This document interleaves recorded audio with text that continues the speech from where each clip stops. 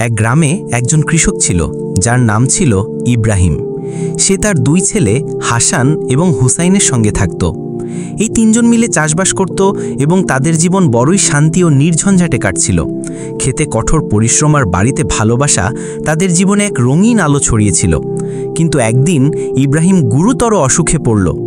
সে বুঝতে পারল যে তার শেষ সময় কাছে এসে গেছে। সে তার দুই ছেলেকে কাছে ডেকে দুর্বল কণ্ঠে বলল, আমার ছেলেরা, সম্ভবত এখন আমার সময় শেষ হয়ে গেছে।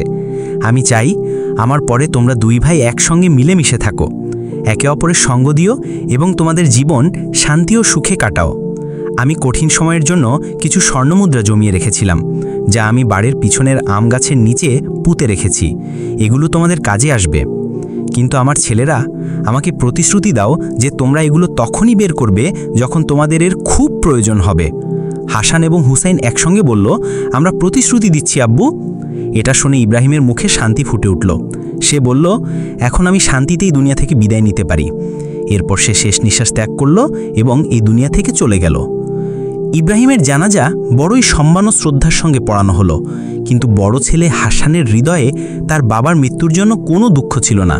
তার চোখ শুধু সেই স্বর্ণমুদ্রাগুলোর দিকে ছিল। রাতে সে বিছানায় এপাশ ওপাশ করতে থাকল। ঘুম তার চোখ থেকে মাইল দূরে ছিল। তার হৃদয় ছিল অস্থির এবং সে ভাবছিল, যদি আমি হুসাইনের আগে সেই স্বর্ণমুদ্রাগুলো হাতিয়ে নিতে পারি তাহলে সব সম্পদ আমার হবে। মাঝরাতে যখন গ্রাম নিস্তব্ধতায় ডুবেছিল, হাসান চুপি সারে একটা কোদাল তুলে নিল এবং বাড়ির পিছনের আম গাছের নিচে গিয়ে পৌঁছালো। সে মাটি খুঁড়তে শুরু করলো এবং কিছুক্ষণের মধ্যেই স্বর্ণমুদ্রায় ভরা একটা মটকা তার সামনে এলো। স্বর্ণমুদ্রার ঝলক দেখে তার চোখ ঝকঝক করে উঠল। সে ভাবল, এতগুলো স্বর্ণমুদ্রা, এখন আমার জীবনে কোনো কিছুর অভাব হবে না। কিন্তু হাসানের লোভ তাকে শান্তিতে বসতে দিল না। সে সিদ্ধান্ত নিল যে সেই স্বর্ণমুদ্রাগুলো হুসাইনের কাছ থেকে লুকিয়ে রাখবে। সে মটকাটা তুলে নিয়ে অন্য একটা গাছের নিচে গিয়ে পুঁতে রাখল। তারপর চুপিসারে ফিরে এসে নিজের বিছানায় শুয়ে পড়ল, যেন কিছুই ঘটেনি। সকালে যখন হুসাইন উঠল, সে পেছনের উঠোনে গেল এবং সেখানকার দৃশ্য দেখে হতবাক হয়ে গেল। আম গাছের নিচে মাটি খোঁড়া ছিল আর স্বর্ণমুদ্রাগুলো গায়েব। সে দৌড়ে হাসানের কাছে গিয়ে চিৎকার করে বলল, ভাই, তাড়াতাড়ি ওঠো, বিপদ হয়ে গেছে। পেছনের উঠোনে মাটি খোঁড়া আছে আর স্বর্ণমুদ্রাগুলো গায়েব। মনে হচ্ছে কোনো চোর আমাদের সব সম্পদ নিয়ে গেছে। হাসান নাটক করে বলল, কি বলছিস হুসাইন? চল আমি নিজে দেখি। দুই ভাই সেই জায়গায় পৌঁছালো যেখানে মাটি খোঁড়া ছিল। হুসাইন উদ্বিগ্ন হয়ে বলল, এখন কি করব ভাই? আমার মনে হয় আমাদের থানায় গিয়ে খবর দিতে হবে। হাসান তাকে থামিয়ে বলল, থাম হুসাইন, থানায় যাওয়ার দরকার নেই। আমি ভালো করে জানি চোরকে।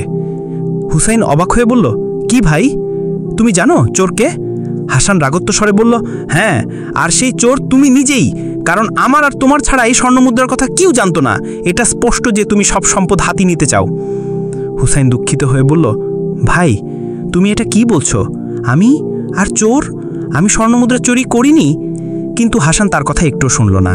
সে কঠোর স্বরে বলল, হয় স্বর্ণমুদ্রা ফেরত দাও, নয়তো এই বাড়ির দরজা তোমার জন্য চিরকালের জন্য বন্ধ। হুসাইনের হৃদয় ভেঙে গেল। সে বলল, ঠিক আছে, যদি তুমি আমার কথায় বিশ্বাস না করো তাহলে আমি শুধু এই বাড়ি নয়, এই গ্রামই ছেড়ে চলে যাব। দুঃখী মনে হুসাইন তার জিনিসপত্র বাঁধল এবং গ্রাম ছেড়ে চলে গেল। হাঁটতে হাঁটতে সে ভাবছিল, সত্যি না জেনে আমার ভাই আমার সঙ্গে এমন আচরণ কেন করল? বদনামের ভয়ে এই গ্রামে থাকার চেয়ে অন্য কোথাও চলে যাওয়া ভালো। ইতিমধ্যে হাসান চুপিসারে হাসছিল। সে ভাবল, কত সহজে আমি হুসাইনকে পথ থেকে সরিয়ে দিলাম। এখন সব স্বর্ণমুদ্রা আমার। হুসাইন দুঃখী মনে হাঁটতে থাকল। তার মনে নানা চিন্তা আসছিল। একটা চিন্তা ছিল যে হয়তো হাসান এই সব নাটক করেছে স্বর্ণমুদ্রা হাতানোর জন্য। সে তার চিন্তায় ডুবে হাঁটতে থাকল। সূর্য ডুবে গেল এবং রাতের ছায়া চারদিকে ছড়িয়ে পড়ল। ক্লান্ত হয়ে সে একটা বড় পাথরের ওপর থামল। অন্ধকার গাঢ় হয়ে গিয়েছিল আর সে তখনও তার জটিলতায় ডুবেছিল। তখনই তার কানে কিছু শব্দ ভেসে এলো, এই 3000 তোমার আর এই 3000 আমার। হুসাইন নিচে তাকালো এবং দেখল দুজন লোক সেখানে বসে চুরি করা মাল ভাগাভাগি করছে। সে বুঝল এরা চোর। তখনই হঠাৎ তার পা পিছলে গেল এবং সে সোজা চোরদের মাঝে পড়ে গেল। অন্ধকারের কারণে চোরেরা ভয় পেয়ে চিৎকার করে উঠল, ভাগো ভাগো, মনে হচ্ছে এটা রাজার কোনো গুপ্তচর। দুই চোর তাদের মাল ফেলে পালিয়ে গেল। হুসাইন ভয়ে কাঁপছিল, কিন্তু সে সাহস সঞ্চয় করে মালটি দেখল। এগুলো ছিল স্বর্ণমুদ্রা। সে ভাবল এগুলো সঙ্গে নিয়ে যাওয়া বিপজ্জনক হতে পারে। ভালো হয় যদি আমি এগুলো এখানেই পুঁতে রাখি, প্রয়োজন হলে পরে বের করব। সে স্বর্ণমুদ্রাগুলো একটা গাছের নিচে পুঁতে রাখল এবং রাত সেখানেই কাটিয়ে সকাল হতেই আবার হাঁটা শুরু করল। দুপুরের মধ্যে সে একটা জঙ্গলের মধ্য দিয়ে যাচ্ছিল, তখনই কিছু ডাকাত তাকে ঘিরে ফেলল। তারপর ডাকাতদের সর্দার আলী বলল, সাবধান, তোমার কাছে যা আছে সব বের করো, নইলে প্রাণে মরবে। হুসাইন বলল, ভাইয়েরা, আমি নিজেই একজন দুর্দশাগ্রস্ত মানুষ, আমার কাছে সম্পদ কোথায় পাব? ডাকাতরা তার তল্লাশি নিল, কিন্তু কিছুই পেল না। সর্দার আলীর আগে চিৎকার করে বলল, কোনো ব্যাপার নেই, যদি এর কাছে সম্পদ না থাকে তবুও এ আমাদের কাজে লাগবে। এটাকে আমাদের আড্ডায় নিয়ে চলো, দেবী মাকে এর বলি দেওয়া হবে। এটা শুনে হুসাইনের হুঁশ উড়ে গেল। ডাকাতরা তাকে তাদের আড্ডায় নিয়ে গেল। পথে হুসাইন একটা কৌশল ভাবল। আড্ডায় পৌঁছে সে সর্দার আলীকে বলল, যদি তোমরা আমাকে তোমাদের দলে ভর্তি করো তাহলে আমি 4000 স্বর্ণমুদ্রার হদিস দিতে পারি। সর্দার আলী চোখ ঝকঝক করে উঠল। কি বললি? 4000 স্বর্ণমুদ্রা? যদি তুমি সত্যি বলো তাহলে আমাদের মঞ্জুর। তাড়াতাড়ি বলো, সেগুলো কোথায়? হুসাইন বলল, সর্দার, এখন রাত হতে চলেছে, এই সময় সেখানে যাওয়া ঠিক হবে না। কাল সকালে আমি নিজে তোমাদের সেখানে নিয়ে যাব। সর্দার আলী সতর্ক করে বলল, সাবধান, যদি কোনো চালবাজি করো তাহলে পরিণাম খারাপ হবে। হুসাইন জবাব দিল, নিশ্চিন্ত থাকো সর্দার, আমি তোমাদের কোনো ধোঁকা দেব না। পরের দিন সকালে হুসাইন ডাকাতদের সেই জায়গায় নিয়ে গেল যেখানে সে স্বর্ণমুদ্রা পুঁতে রেখেছিল। সর্দার আলীর হুকুমে ডাকাতরা মাটি খুঁড়ল এবং শীঘ্রই স্বর্ণমুদ্রাগুলো তাদের সামনে এলো। সম্পদ দেখে ডাকাতরা খুশিতে লাফিয়ে উঠল। তারা স্বর্ণমুদ্রাগুলো একটা থলিতে ভরে তাদের আড্ডার দিকে রওনা হলো। কিন্তু হুসাইনের মনে অন্য কিছু চলছিল। সে ভাবছিল, এই স্বর্ণমুদ্রাগুলো আমার কাজে এলো, কিন্তু এই ডাকাতরা আমাকে বেশি দিন বাঁচিয়ে রাখবে না, আমাকে কোনো কৌশল বের করতে হবে। কয়েকদিন পর হুসাইন সর্দার আলীকে বলল, সর্দার, আমি 1 সপ্তাহের জন্য আমার গ্রামে যেতে চাই। আমার বুড়ো মা সেখানে আছে, তার সঙ্গে দেখা করতে চাই। সর্দার আলী, যে হুসাইনকে তার সবচেয়ে বিশ্বস্ত লোক মনে করতে শুরু করেছিল, তাকে অনুমতি দিয়ে দিল। হুসাইন গ্রামে যাওয়ার বাহানায় রাজপ্রাসাদের দিকে রওনা হলো। সেখানে রাজা আব্দুর রহমান ইতিমধ্যেই ডাকাতদের আতঙ্কে বিব্রত ছিলেন। রাজা তার মন্ত্রীকে বলছিলেন, মন্ত্রী সাহেব, আখিরে সেই ডাকাত কবে ধরা পড়বে? গোটা দেশ তাকে ভয় পাচ্ছে। তখনই একজন প্রহরী এসে বলল, মহারাজের জয় হোক, একজন লোক ডাকাত রশিদ সম্পর্কে আপনার সঙ্গে তৎক্ষণাৎ দেখা করতে চায়। রাজা বললেন, তাকে তৎক্ষণাৎ এখানে নিয়ে এসো। কিছুক্ষণ পর হুসাইন রাজার সামনে এলো। সে বলল, মহারাজ, আমার সালাম, আমার নাম হুসাইন। আমি ডাকাত রশিদ সম্পর্কে কিছু গুরুত্বপূর্ণ কথা একান্তে বলতে চাই।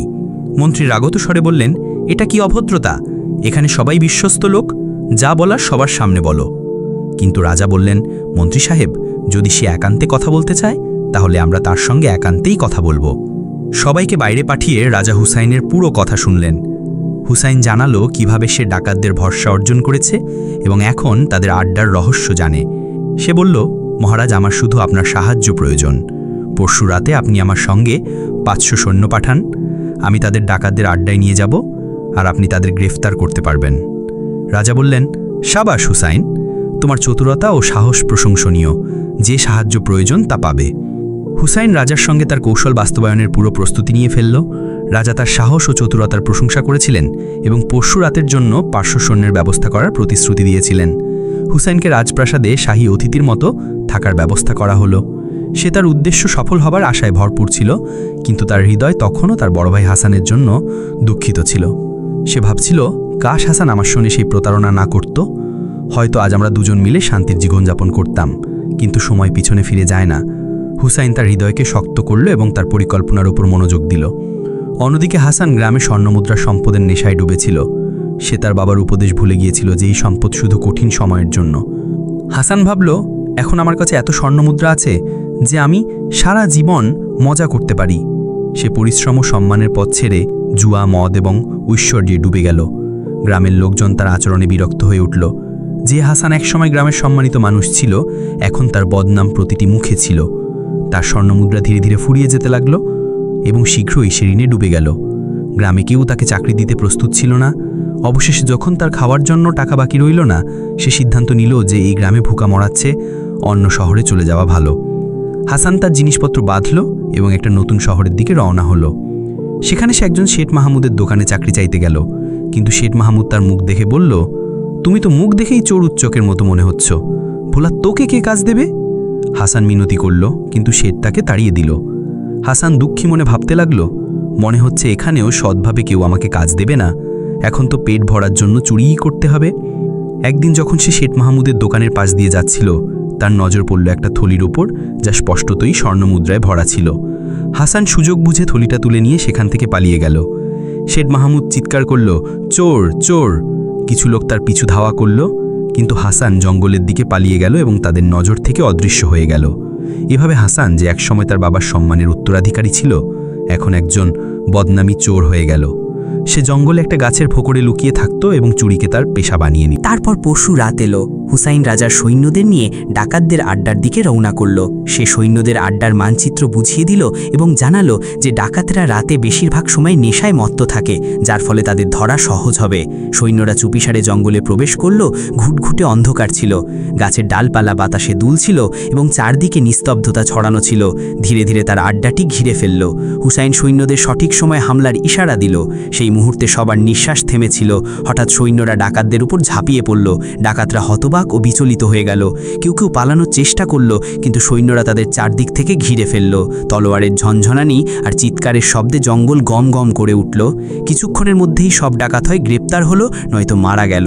ডাকাতদের সর্দার আলী, যে হুসাইনকে তার সবচেয়ে বিশ্বস্ত লোক মনে করত, তাকে দেখে রাগে চিৎকার করে বলল, এই শয়তানের বাচ্চা, তুই আমার সঙ্গে প্রতারণা করলি। হুসাইন শান্ত স্বরে বলল, আমি শুধু আমার দেশ ও আমার জাতির সেবা করেছি। তোমার মতো ডাকাতরা এই দেশ লুটেছে, কিন্তু এখন তোমার সময় শেষ। সৈন্যরা ডাকাতদের বেঁধে রাজপ্রাসাদের দিকে রওনা করল। পরের দিন দরবারে সব দরবারি ও মন্ত্রী জড়ো হলো। রাজা আব্দুর রহমান সব প্রমাণ দেখলেন এবং ডাকাতদের সর্দার আলীকে বললেন, তোমার অপরাধ প্রমাণিত হয়ে গেছে। তুমি দেশে লুটপাট ও আতঙ্ক ছড়িয়েছ। তোমার নিজের পক্ষে কিছু বলার আছে? সর্দার আলী রাগ ও ঘৃণা নিয়ে হুসাইনের দিকে তাকালো, কিন্তু কিছু বলল না। রাজা হুকুম দিলেন, এই নৃশংস ডাকাতদের মৃত্যুদণ্ড দেওয়া হবে। আগামী অমাবস্যায় তাদের ফাঁসিতে ঝলানো হবে। দরবারে উপস্থিত প্রত্যেকে রাজার ন্যায় বিচারের প্রশংসা করল। তারপর রাজা হুসাইনের দিকে তাকিয়ে বললেন, হুসাইন, তোমার সাহস ও চতুরতা এই দেশকে একটা বড় বিপদ থেকে বাঁচিয়েছে। আজ থেকে আমরা তোমাকে আমাদের দেশের সেনাপতি নির্বাচিত করছি। হুসাইন সম্মানের সঙ্গে মাথা নত করে বলল, ধন্যবাদ মহারাজ, আপনি আমাকে দেশের সেবার সুযোগ দিয়েছেন। এটা আমার জন্য বড় সম্মানের বিষয়। হুসাইন এখন সেনাপতি হয়ে গিয়েছিল। সে তার দায়িত্ব পুরো সততা ও পরিশ্রমের সঙ্গে পালন করতে শুরু করল। তার খ্যাতি গোটা দেশে ছড়িয়ে পড়ল। লোকজন তার সাহস ও ন্যায়পরায়ণতার উদাহরণ দিতে লাগল। একদিন রাজা হুসাইনকে ডেকে বললেন, হুসাইন, তুমি শুধু সাহসী ও বুদ্ধিমানই নল, তোমার হৃদয়ও খুব উদার। আমি চাই আমার মেয়ে ফাতিমার বিয়ে তোমার সঙ্গে হোক। তুমি কি বলো? হুসাইন বলল, মহারাজ, যদি এটাই আপনার ইচ্ছা হয় তাহলে আমি প্রত্যাখ্যান করতে পারি না। আমি এই সম্বন্ধে রাজি। কয়েকদিনের মধ্যেই হুসাইনের সঙ্গে ফাতিমার বিয়ে বড় ধুমধামে হলো। বিয়ের কয়েকদিন পর রাজা হুসাইনকে বললেন, বেটা, আমরা এখন বুড়ো হয়ে গেছি। আমরা চাই দেশের শাসনভার এখন তুমি সামলাও। পরের দিন হুসাইনের রাজা অভিষেক হলো এবং সে দেশের রাজা হয়ে গেল, আর রাজা আব্দুর রহমান ঘুরতে রওনা হলেন। হুসাইন দেশের শাসন পুরো নিষ্ঠা ও ন্যায়ের সঙ্গে সামলালো। সে তার প্রজাদের ভালোর জন্য অনেক কাজ করল এবং লোকজন তার প্রশংসায় পঞ্চমুখ হতে লাগল। অন্যদিকে হাসানের অবস্থা দিন দিন খারাপ হচ্ছিল। সে চুরিকে তার পেশা বানিয়ে নিয়েছিল এবং এখন সে মুহাম্মদ চোর নামে একজন কুখ্যাত চোর হয়ে গিয়েছিল। সে জঙ্গলে একটা গাছের ফোকরে লুকিয়ে থাকত এবং ছোটখাটো চুরি করত, কিন্তু তার লোভ এখন আরও বেড়ে গিয়েছিল। এক রাতে সে ভাবল, কেননা এমন একটা চুরি করি যাতে আমাকে বারবার চুরি করতে না হয়। যদি আমি রাজকোষে হাত সাফ করতে পারি তাহলে বাকি জীবন আরামে কাটাতে পারবো। হাসান রাজকোষ লুট করার পরিকল্পনা করল। সে রাতের অন্ধকারে রাজপ্রাসাদের পিছনের দিকে পৌঁছালো। তার সঙ্গে একটা দড়ি ছিল, যার সাহায্যে সে প্রাসাদের ছালে উঠতে চলেছিল। ইতিমধ্যে সেই রাতে হুসাইনের ঘুম আসছিল না। সে মুহাম্মদ চোরের কথা ভাবছিল, যে দেশে আতঙ্কের কারণ হয়ে উঠছিল। সে প্রাসাদের ছাদে টহল দিচ্ছিল। হাসান যখন দড়ির সাহায্যে ছাদে উঠল, হুসাইন তাকে দেখে ফেলল। সে তৎক্ষণাৎ তার তলোয়ার বের করল এবং সৈন্যদের ডাকল। কিছুক্ষণের মধ্যেই সৈন্যরা সেখানে পৌঁছে গেল। হুসাইন হুকুম দিল, এটাকে গ্রেপ্তার করো। হাসান পালানোর পুরো চেষ্টা করল, কিন্তু সৈন্যরা তাকে ধরে ফেলল। যখন তার মুখ সামনে এলো, হুসাইন হতবাক হয়ে গেল। সে বলল, হাসান, আমার ভাই, তুমি আর মুহাম্মদ চোর? আমি স্বপ্নেও ভাবিনি যে তুমি এতটা নিচে নেমে যাবে। হাসানের চোখ লজ্জায় নত ছিল, কিন্তু সে কিছু বলল না। হুসাইন বলল, এটাকে জেলখানায় নিয়ে যাও। কাল সকালে দরবারের বিচার হবে। জেলখানায় হাসান সারা রাত তার কৃতকর্মের জন্য অনুতপ্ত হচ্ছিল। তার মন বারবার সেই সময়ের দিকে ফিরে যাচ্ছিল যখন সে তার ছোট ভাই হুসাইনকে অসৎ বলে অপবাদ দিয়ে বাড়ি থেকে বের করে দিয়েছিল। সে ভাবছিল, হায়, আমার খারাপ নিয়ত আমাকে এই গভীর খাদে ঠেলে দিয়েছে। হুসাইন, যাকে আমি বদনাম করে গ্রাম থেকে বের করেছিলাম, সে আজ তার সততা ও নেকির কারণে রাজা হয়েছে, আর আমি, যার কাছে সবকিছু ছিল, একজন চোর হয়ে এই জেলখানায় পড়ে আছি। তার চোখ থেকে অশ্রুর ধারা বইছিল, কিন্তু এখন অনুতাপের কোনো ফল ছিল না। হুসাইনও সারা রাত ঘুমাতে পারেনি। সে তার ভাই হাসানের কথা ভাবছিল। তার হৃদয় বারবার বলছিল যে হাসান তার বড় ভাই, যার সঙ্গে সে শৈশব কাটিয়েছে, কিন্তু একজন রাজা হিসেবে তাকে ন্যায় বিচার করতে হবে। সে ভাবছিল, কাল আমার জীবনের সবচেয়ে কঠিন দিন হবে। আমাকে একটা ভয়ঙ্কর পরীক্ষার মধ্য দিয়ে যেতে হবে। আমি কি এই পরীক্ষায় সফল হতে পারব? সকালে দরবার সাজানো হলো। হাসানকে, যাকে এখন সবাই মোহাম্মদ চোর নামে চিনত, সৈন্যরা দরবারে হাজির করল। রাজা হুসাইন সিংহাসনে বসেছিলেন। তার চোখে গভীর দুঃখ ছিল, কিন্তু মুখ কঠোর ও ন্যায়পরায়ণ। দরবারে উপস্থিত মন্ত্রী, দরবারি ও প্রজাদের নজর হাসানের উপর ছিল। রাজা গম্ভীর কণ্ঠে বললেন, মোহাম্মদ চোর, তোমার বিরুদ্ধে চুরির সব অভিযোগ প্রমাণিত হয়েছে। তুমি শুধু সাধারণ মানুষকেই লুট করনি, রাজকোষেও হাত সাফ করার চেষ্টা করেছ। তোমার নিজের পক্ষে কিছু বলার আছে? হাসান মাথা নত করে বলল, মহারাজ, আমি শুধু এটুকু বলতে চাই যে আমার মতো শয়তানকে এমন কঠোর শাস্তি দেওয়া হোক যাতে ভবিষ্যতে কেউ চুরি করার সাহস না করে। হুসাইনের হৃদয় ভেঙে গেল। সে তার ভাইয়ের কণ্ঠে অনুতাপ শুনতে পেল, কিন্তু সে তার কর্তব্য মনে রাখল। সে হুকুম দিল, ঠিক আছে মোহাম্মদ চোর, তোমাকে শাস্তি দেওয়া হবে। সৈন্যরা, এই চোরের একটা হাত ও একটা পা কেটে ফেলো এবং তারপর তাকে দেশের সীমানার বাইরে তাড়িয়ে দাও। দরবারে উপস্থিত প্রত্যেকেই হুসাইনের ন্যায় বিচারের প্রশংসা করল। প্রজারা মহারাজ হুসাইনের জয় বলে জয়ধ্বনি দিল। সৈন্যরা হুকুম পালন করল। হাসানের একটা হাত ও একটা পা কেটে তাকে দেশের সীমানার বাইরে ছেড়ে দেওয়া হলো। সে লোংড়াতে লোংড়াতে দুঃখ ও লজ্জায় ভরা অবস্থায় এগিয়ে চলল। যখন হাসান সীমানার বাইরে যাচ্ছিল, তখনই তার সামনে একজন লোক এলো। হাসান নজর তুলে দেখল সেটা হুসাইন। হাসান দুঃখ ভরা কণ্ঠে বলল, মহারাজ, আপনি এখানে? আপনি আমার একটা হাত ও একটা পা কাটার বদলে আমাকে মৃত্যুদণ্ড দিলে ভালো হতো। এভাবে তো আপনি আমাকে তিল তিল করে মরার জন্য এই দুনিয়ায় ছেড়ে দিয়েছেন। হুসাইন শান্ত কিন্তু দুঃখ ভরা কণ্ঠে বলল, সেই সময় আমি একজন রাজা ছিলাম ভাইয়া, কিন্তু এখন তোমার সামনে রাজা হুসাইন নয়, তোমার ছোট ভাই হুসাইন দাঁড়িয়ে আছে। একজন রাজা হিসেবে আমি একজন চোরকে উপযুক্ত শাস্তি দিয়ে আমার কর্তব্য ও ধর্ম পালন করেছি, কিন্তু এখন একজন ভাই তার ভাইয়ের কাছে তার কর্তব্য পালন করতে এসেছে। হাসান অবাক হয়ে বলল, আমি কিছু বুঝলাম না হুসাইন। হুসাইন একটা থলি তার দিকে এগিয়ে দিয়ে বলল, আমি জানি ভাইয়া, একটা হাত ও একটা পা কাটা যাওয়ার পর তুমি কোনো কাজ করতে পারবে না, তাই আমি তোমার জন্য এই থলিটা এনেছি। এতে 5000 স্বর্ণ মুদ্রা আছে, যা আমার নিজের পরিশ্রমের উপার্জন। আমার বিশ্বাস, এত সম্পদ দিয়ে তুমি অন্য কোনো দেশে আরামে জীবন কাটাতে পারবে। প্রত্যাখ্যান করো না, নইলে আমি নিজেকে কখনো ক্ষমা করতে পারবো না। হাসানের চোখ ভিজে গেল। সে কাঁপা কণ্ঠে বলল, হুসাইন, তুমি সত্যি খুব উদার ও উঁচু মনের মানুষ। আমি তোমার সঙ্গে এত বড় প্রতারণা করেছি, তবুও তুমি আমার জন্য এত কিছু করছো। খোদা তোমাকে সব সময় সুখী রাখুক। দুই ভাই একে অপরকে জড়িয়ে ধরল। তাদের চোখ থেকে অশ্রু ঝরছিল।